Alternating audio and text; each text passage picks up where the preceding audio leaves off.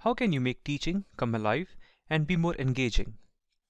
This is a question that has been asked repeatedly and there have been a lot of answers. Hi everyone, I'm Ankit from Wolfram MathCore.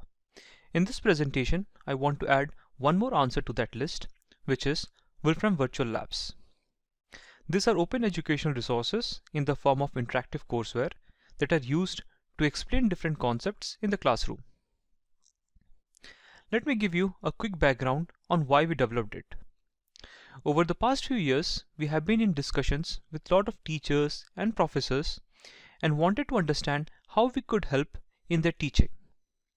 Through these discussions, we found there were some points which were common. The teachers wanted a workflow which starts with trivial examples and ends with solving something non-trivial, rather than having code snippets which just show a standalone example. They wanted a platform where they could share their content with other teachers and students worldwide. Finally, they also wanted these materials to be flexible so that any teacher could modify it to fit their courses. With this background in mind, we came up with the idea of virtual labs, which has three key values. And what are those? First, we wanted to make teaching come alive by using interactive documents, where a student can rapidly test different scenarios and understand complex topics, with the use of visual tools like animations and dynamic plots. Second, these labs should be flexible and easy enough so that they can be modified by a teacher with a minimal knowledge of modeling. And third, we wanted to cover a wide range of curriculum to show how such tools can be implemented in different courses and not limited to the popular courses like physics or chemistry. Let's explore how we have implemented these values in more detail using examples from the labs. How do we make teaching come alive? Well, the virtual labs are interactive documents which enable you to quickly understand a system by comparing different scenarios. They stress more on understanding the concept rather than the tedious solving of the math problem. These labs use the Wolfram Language Notebook interface with the system order model running in the background. Let's look at the high school biology library. This library contains 5 virtual labs related to biology courses for high school students. It contains exercises related to cell transport phenomena, population models, and food metabolism, among others. In the herd immunity lab, a student will understand the concept of herd immunity using a famous epidemiological model called the SIR model. Today, we will go over this lab and try to understand how infectious diseases spread, including COVID-19. In the natural selection lab, a student will explore how environmental selection pressures affect the genetic makeup of a population. The plasma membrane lab describes the concept of osmosis and shows how molar concentration of solutes affect the movement of water across the plasma membrane. In this interesting lab on food metabolism, one can understand how our food choices contribute towards fat and muscle gain. Finally, in the lab on ibuprofen, one can test what dosage of ibuprofen works best to relieve the headaches without getting any side effects. Let's explore the herd immunity lab. We will try to understand a problem which has brought the entire planet to a standstill. The primary question which we will discuss is how does an infectious disease like COVID-19 spreads?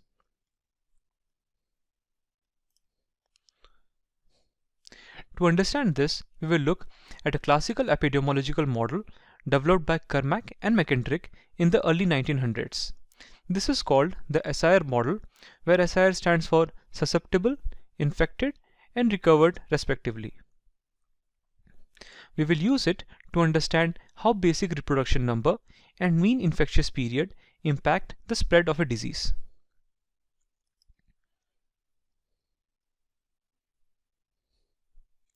We will start by explaining the basic reproduction number, which means on an average how many persons a sick person infects during his or her period of sickness. For example, the estimated R naught of COVID-19 as on April 1st was between 1.4 to 3.9. That means a single person is infecting 1.4 to 3.9 persons while he is sick. Then we explain what an epidemic is and show how the R naught number helps us to understand it. For this scenario, we take a population of 100 people with one person infected at the start. You can see that when the R naught value is less than 1, there is very slow spread of the disease, which is reflected by the infected curve marked in orange. This is manageable as our healthcare system can handle it. But when you take an R naught number more than 1, you can observe that the disease spreads rapidly and in the end affects 60 people out of 100. As in this case, it is affecting a large number of people in a short period of time, hence it is an epidemic. Such diseases are difficult to handle as it quickly overwhelms any healthcare system. Now, let me quickly give you an overview of how this SIR model works. We start with an initial susceptible population and infected population. The susceptible population then gets infected, and the rate at which this transition happens depends on the number of susceptible population and infected population. The infected people then pass on to the recovered group.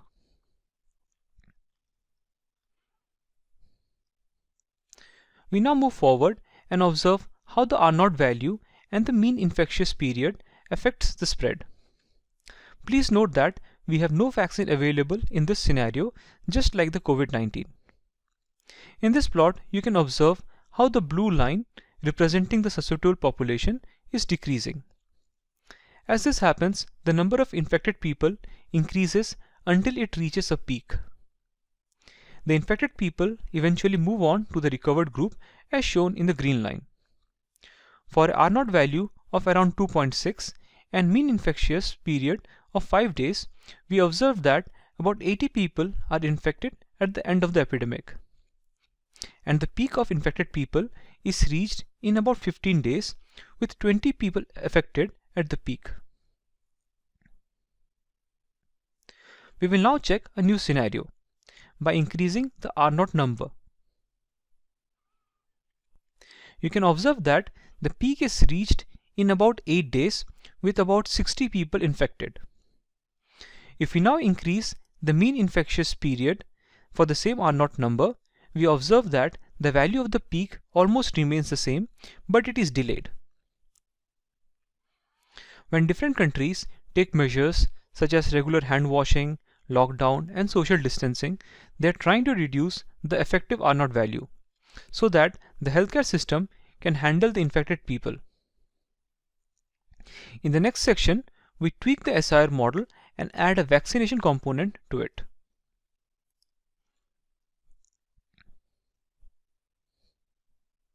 Let me just give you a quick small background on vaccination and herd immunity. In vaccination, we develop an artificial immunity without being infected with the disease. When a large population becomes immune to a disease, you can consider that population to be protected from the disease by herd immunity. This means that although 100% of the population is not infected, a sufficient proportion of the population is, and the disease can no longer spread. This is represented by the new vaccination component in the SIR model. In the following plot, you can change the number of susceptible population vaccinated per day and observe how the number of infected people goes down. So, in this lab, we saw how the SIR model works and understood what the basic reproduction number means. However, the teachers and students are not limited to use the models developed by us. They also have access to the high school biology library, which has all the models and different components. In the high school biology library, we already have a model for the herd immunity lab. We can easily modify the simple SIR model used in this lab to test different scenarios. Let's say you want to add another transition called a carrier. This means people from the infected group will pass on to the carrier group and then move to the recovered group. You can start by duplicating this model.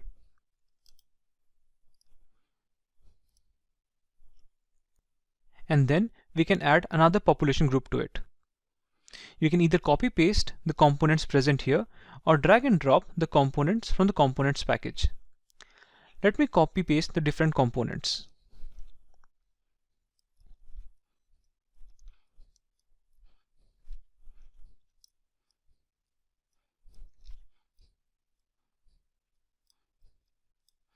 Now I can connect all my components.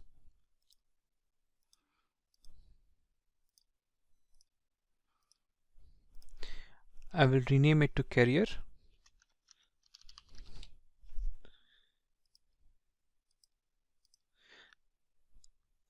Now my model is ready for simulation. I can simulate this model by clicking the simulate button.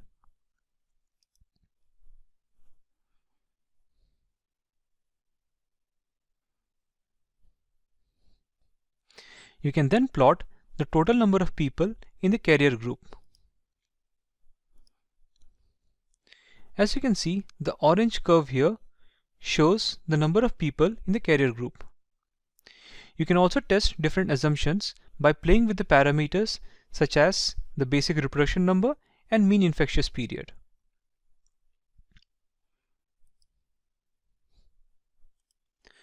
One question you might have after reviewing the herd immunity lab is, can I create 3D animations as well? And the answer is yes. Let me show you an example of an animation used in the bungee jump lab of the high school physics library. Here you can see I have the bungee jump example, which uses 3 components: a platform from where a jumper would fall, an elastic cord, and a jumper. You can set various parameters for this example using this window at the bottom. For instance, you can define the mass of the jumper and the initial velocities along the horizontal and vertical direction. Let's go ahead and simulate this model by clicking the simulate button at the top.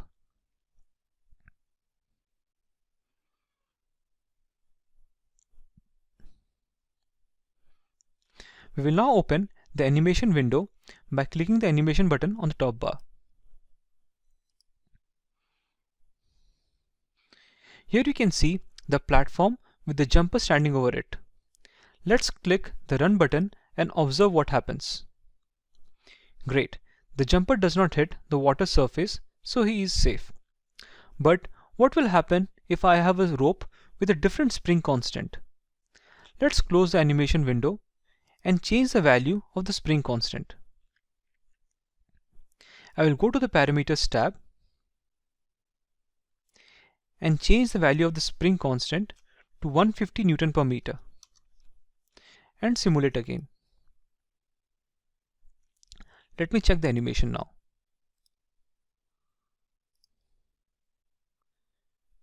Oh no, the jumper hits the water surface, so this spring constant is not desirable.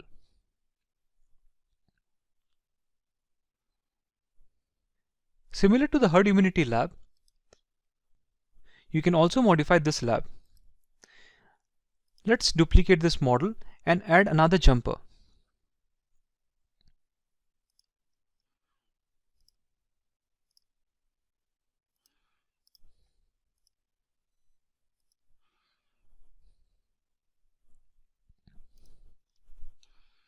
We will go back to the modeling environment, and in this case I will duplicate the cord and the jumper component.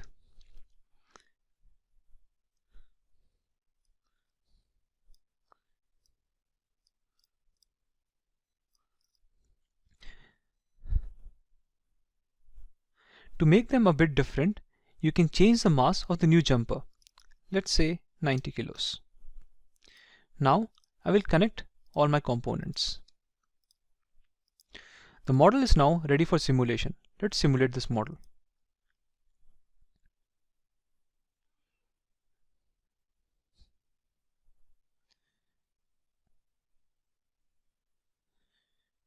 We will check the animation.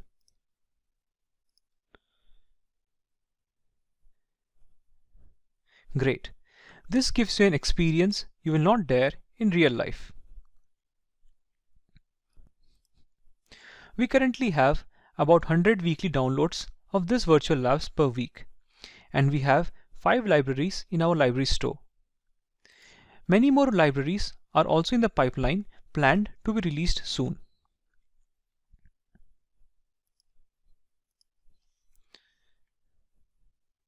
Existing ways of teaching using only presentations and Blackboard have no doubt worked for a long time. We believe that this existing teaching approach is still required to get a full preliminary understanding of the physical systems. Using virtual labs, this approach can be assisted by the real-time simulation of these systems to get a fast, hands-on experience on their actual operating conditions. Moreover, creating these labs require no prior knowledge of low-level coding, which is a plus for students or teachers without a solid programming background.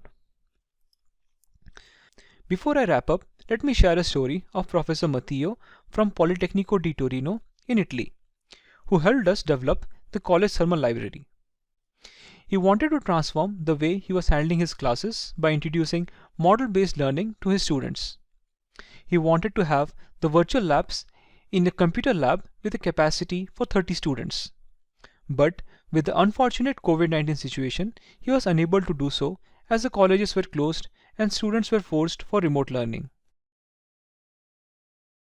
However, Matteo decided to share these labs with everyone using the System Modeler Library Store and introduced it to his class of 300 students.